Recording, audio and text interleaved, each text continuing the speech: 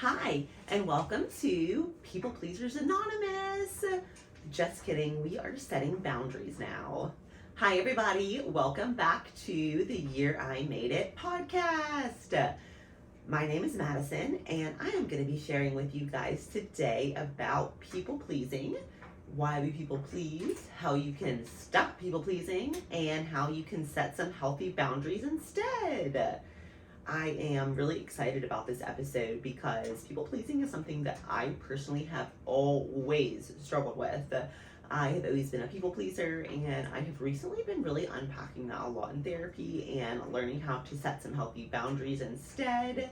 And it has honestly been really beneficial for me in my life. So I wanted to share that with you guys today and really just start by talking about what is people pleasing, because I know that that's something that is said, tossed around, heard about, all sorts of things like that quite often. But I really want to talk about what is it and why do we do it, some of my experiences with it, some of the things that I have learned about people pleasing, and also what I have learned about setting boundaries and how you guys can do so and how I have been able to do so. So, what is people pleasing? So, people pleasing, I feel like the best explanation is saying yes when you want to say no. So, people invite you to something. So, this is a great way it manifests for me. I am the kind of person, I feel like I have to say yes to everything. With work, with my personal life, with everything. I feel like I have to say yes to everybody all the time. I feel like if I say no, I have to have like a list of reasons why my answer is no. And I don't need to do any of that. Like, straight up, I don't. And that's one thing that I have learned, and I'll tell you all a little bit about that. But I think people pleasing a lot of times manifests as saying yes when you really want to say no and you mean to say no. I also think people pleasing is sometimes taking on other people's feelings or emotions, trying to fix other people.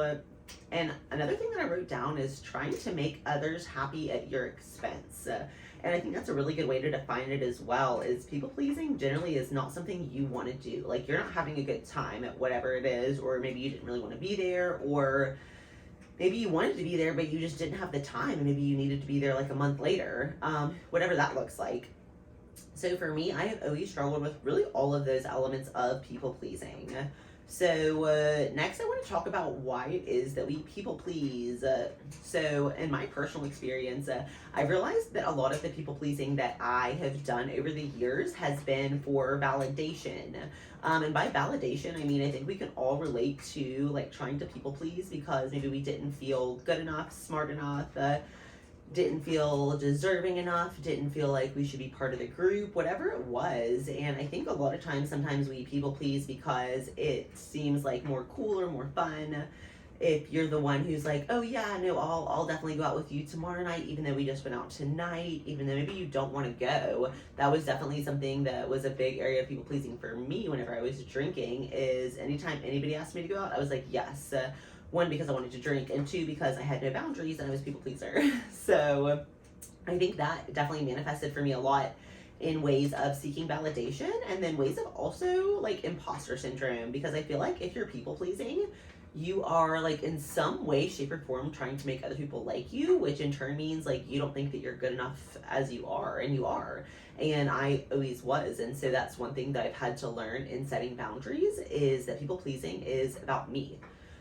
People pleasing is about me being able to say, no, I don't want to do that. And guess what? I don't have to. And I don't have to feel bad about not wanting to do something that somebody else might want to do or might want me to do. And so I think, as far as like why we people please, I think the two biggest reasons that I have identified it within myself is for validation, and then also imposter syndrome. And I think that people pleasing can manifest in a lot of different ways. That's just a little bit about how it's manifested for me. So I want to share some of my experiences with people pleasing and how it's manifested for me as somebody who struggles with anxiety. So I think a lot of my people pleasing I can tie back to always saying yes. Like, I am so bad at this at work and in my personal life. If somebody asks me for something, needs something, wants me to be somewhere, wants me to do something with them, I feel like I have to say yes. And I am slowly learning that I can say no. And furthermore, I can say no without an explanation. I don't have to say no, but, or no, like anything. I can literally just say no. And that's super empowering. So that's been a really cool thing, is that I don't always have to say yes. I can learn to say no. And the main reason I have learned that it's so important to stop saying yes when you really mean no is when you say yes, but you really mean no, you don't show up as your best self. There is no scenario where you're showing up as your best self with somebody that you want to spend time with, or an event that you want to be at, or a work function that you need to attend, or whatever. There's no way you're showing up as your best self if you really meant to say no and you said yes. So I think that that is one thing that is really important, is don't just go around like declining everything now, but definitely know that you don't have to say yes. And if you are one of those people who feels like you've always said yes, you've always had to say yes, use this as your opportunity to reset and to say, I don't always have to say yes, I can say no, because sometimes, no, I don't want to go, or no, I don't have time. And that's perfectly fine, that's perfectly fair. I think that another way that this has manifested for me as far as people pleasing goes, it definitely consists of me feeling like I have to kind of like invite everybody or include everybody. So I can remember like just times where I have felt like, oh my gosh, I'm having a 4th of July party. So I obviously have to invite all of these different people who may not actually all know each other or get along or like each other. But in my mind, I'm like, well, these people will be, have their feelings hurt if I don't invite them. And these people have their feelings hurt if I don't invite them. So I'm just going to invite all of them. And I don't do that anymore. Instead, if I want to do something with people, I literally just invite who I want to be there, and that's that. And so that's another way I definitely think that it manifested for me, was that I would feel like I had to include everybody in everything. And by doing that, I didn't enjoy things myself, because then I was like, oh my gosh, now these people aren't getting along and this is awkward or whatever. And I think that was definitely a big way that it manifested for me. Really kind of those two things was, one being always saying yes to everything when I really mean no. And the other one is just feeling the need to invite everybody or include everybody and do all those things to make others feel welcome, included, accepted. But as I'm doing that to others, I'm not giving myself that. So what I have learned about people pleasing is that you should decide how you want people in your life to treat you and how you want your relationships with those people in your life to be, and then set boundaries to develop that. And I think a big way you do that is step 1, not always saying yes. So I wrote down some tips that I want to share with you guys, as far as if you are like, okay, yeah, so this appealed to me. I'm definitely a people pleaser. I related to everything you just said.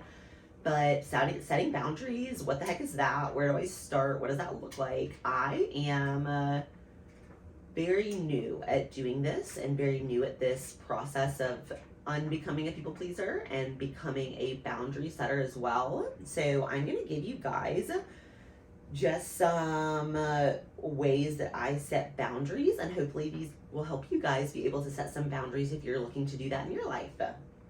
So setting boundaries, say no, but not no because.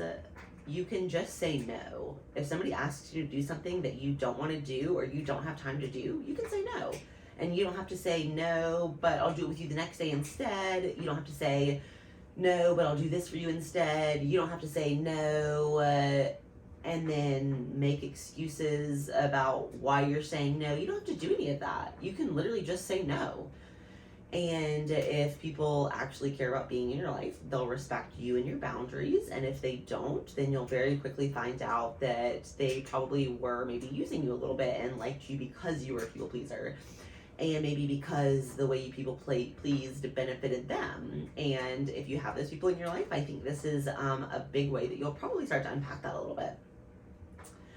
So I wrote down setting boundaries how. So how to set boundaries confidently and respectfully. So I think one thing about setting boundaries is you have to be confident about the boundaries you're setting. You have to know that you are setting those boundaries because they are best for you. They are what should be happening. They are the boundaries that should be set. And that is that. And you can be confident in saying no and setting boundaries, but you can also be respectful. So this is something that